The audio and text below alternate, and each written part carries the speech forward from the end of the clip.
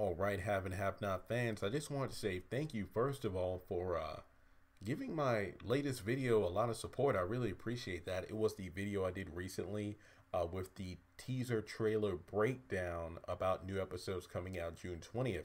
I mean, I posted that sucker and within an hour I had a couple hundred views. So again, that might not be a lot compared to a lot of other YouTubers, but for me, that's a pretty big deal. So again, I wanted to thank you for that. And to kind of just go into the videos I was discussing before, I remember I said I had about maybe half a dozen videos left to do regarding things like, Candace's reaction to Quincy's death, the war between Warlock and Mama Rose, Justin being kind of a creeper at this point, Wyatt and Candace being compared to each other, as well as the Jim versus Candace scenario when he asked the question, was it all worth it? So when thinking about that, I feel like this video should be focused on Justin and his affection towards Jeffrey. Now at this point, I feel like it might be a slight obsession. I might be taking it a bit too far, but given the fact that Justin clearly stated, Jeffrey said, hey Justin, we aren't together, so don't act like that. And then Justin's like, don't say that. And then later in the trailer, we see Veronica and Justin, going head to head there. So I feel like, and I even did a video on this about Justin being who Jeffrey would have become if he had not come out of the closet and stood up to his mother. Because remember that, and if I'm not mistaken, that is the most popular currently. That is the most popular video on my YouTube channel. Again, is Jeffrey if Justin is who Jeffrey will become. I believe that video was almost at 50,000 hits. And that was a video I made on a whim rather than something being semi-scripted.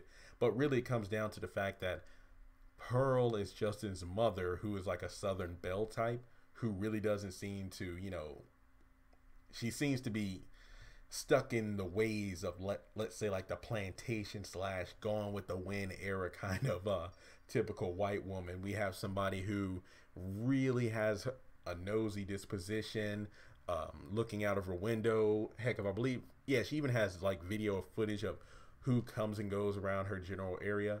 Doesn't really tend to have a black person, I guess you could say, have a liking for black people. She can semi-tolerate people like Hannah, but like Candace or Benny, she ain't having it. She ain't having it. So it goes without saying that she's probably not a advocate for homosexuality, especially in her son. So it seems to me the judge that Justin is married to, and I believe they even have a kid, was more of an arranged marriage, so to speak, by his mother. Here comes Jeffrey, and again, doesn't that sound very familiar to Jeffrey? Veronica being a strong black woman who wants to rise above where she came from and fit into society, with the haves, if you will. She doesn't want a homosexual son to tarnish the image of the African-American dynasty that she's painting the Harringtons to be. So she arranges for her son to have a woman impregnated, then to get married and her to become a grandmother. I mean, literally, she posted about the engagement in the paper, so that lets you know right there that she is not playing around. So moving forward, you have Jeffrey, who came along, was literally assaulted. I mean, aside from how he was treated by his mother when he came out of the closet back in at the ending of season 1 moving into season 2, I haven't felt that bad for Jeffrey in a while. I mean, that scene where he got arrested by Justin and then he sat in the back seat, it was one thing that he was trying to assault Jeffrey sexually, but the fact that he was just talking to him like he was a damn dog, that was just like, and then Jeffrey breaking down, that was one of the worst things, because again, he was having one hell of a day. I mean, he was getting, he got a little drunk after the whole Quincy incident because he saved Candace's life, ended up playing a role in Quincy's death, but not being the one to kill Quincy. Remember, that was Candace who could have called 911 for an ambulance because Quincy was still conscious, just barely clinging to his life before he died due to the massive blood lossage. Moving on from there, Jeffrey got drunk, then got the DUI, got, assaulted, and then taken to jail.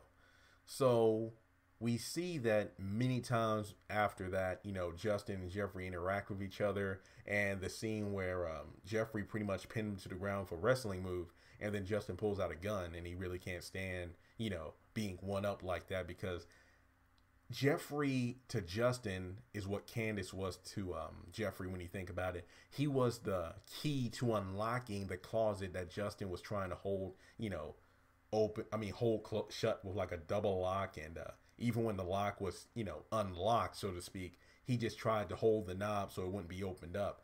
Then when Jeffrey finally allowed Justin to be who he was, because he pulled a Candace, it seems like he is a little bit attached. So I don't think that he's going to be going away anytime soon, which leads to his kind of stalkerish behavior. The fact that he was going to, if I'm not mistaken, was he going to shoot Wyatt, I think?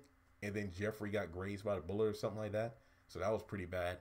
Because it looks like, he'll do almost anything to, well, since I don't have a better phrase, protect his man, so to speak. So you can see little things like that where, and again, I really don't even know how this scene even happened, where Justin is in bed and is choking Landon. So does Landon like go to see Jeffrey, and then Justin's in the bed? Or heck, it was the fact that Jeffrey is fully clothed, that might suggest that Jeffrey and Landon go back to, well, Jeffrey and Landon might go back to Jeffrey's room just to kind of talk or whatever. And then it turns out Justin is already there, undressed under his sheets. I mean, that's me just kind of, putting together a possible theory, because Justin at this point, the fact that he's kind of looking through the door in this one scene, and then the fact that he doesn't seem to be going away anytime soon, he might pull like a man that did to Professor Kane and just start showing up out of nowhere. And that isn't good, especially with Veronica being all controlling. Oh, and again, it just go back to Veronica's she's fighting off Erica in one scene where Dave is holding her back. Now she's trying to prevent this gay cop from, seducing her son.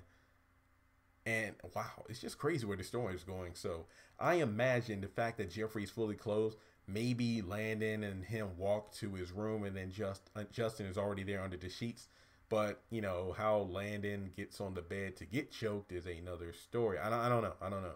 And again, it goes back to what I said in the trailer. I believe after being strong-armed by Candace and her crew in order to get information on Oscar's whereabouts and how Landon might have been connected, Landon said he was leaving. He had enough of these crazy people. So why he would be at this new hotel is beyond me.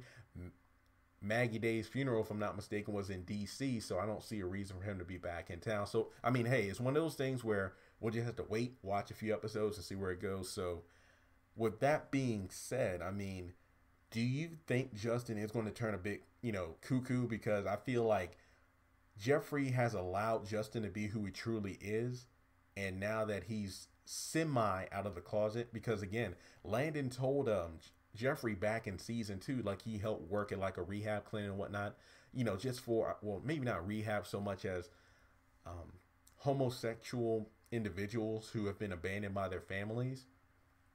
And Landon even said he was in situations like that where it was either him or people who he helped rehabilitate or, pretty much come out of the closet fully, where they would be regressed, where, they say, hey, I'm not gay. And, they would go on to marry women, but then have sex with, any kind of guy in motels, subway carts, just the whole 9 yards, and unprotected sex. I feel like Justin is doing that same thing. Well, he was probably doing that to people he arrested and stuff like that. But then Jeffrey comes along and allows him to be who he truly wants to be, but doesn't want to come out fully.